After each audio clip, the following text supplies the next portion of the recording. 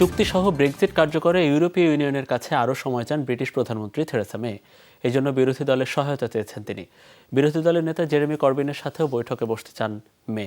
Labour party এতে সাড়া দিলেও সংকট সমাধানের সম্ভাবনা দেখছেন না ইউরোপীয় ইউনিয়নের নেতারা। ব্রেক্সিট বিষয়ক সংকট সমাধানে থেরেসা মের দেয়া কোনো সূত্রই কাজে লাগছে না।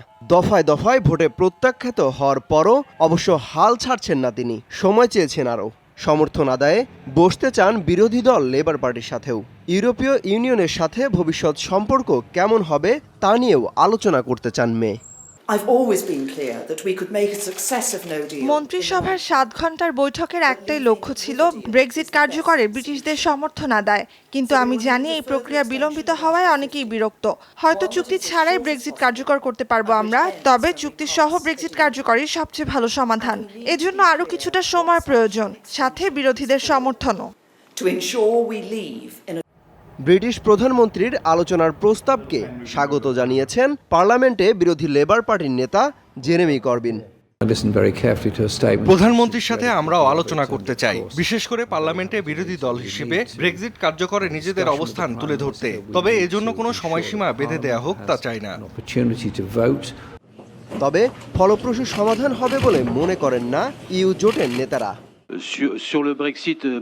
ব্রেক্সিট নিয়ে ব্রিটিশ আইন প্রণেতাদেরই সমাধানে আসতে হবে। তাদের সরকার প্রধানই ঠিক করবেন কবে, কখন, কিভাবে এই প্রক্রিয়া কার্যকর করতে চান তারা। তবে এটা সত্য যে কঠিন সময় অপেক্ষা করছে ব্রিটিশদের জন্য।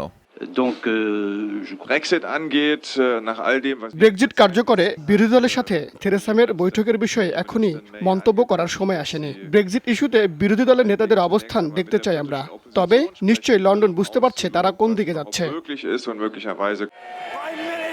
ব্রেক্সিট কার্যকর প্রস্তাবে আইন প্রণেতাদের সমর্থন আদায়ে বারবার ব্যর্থ হওয়ার পরও আগামী সপ্তাহে পার্লামেন্টে আবারও ভোটের আভাস দিয়েছেন Theresa May.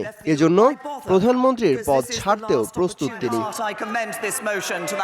Amit Hasan Robin, Jamuna news.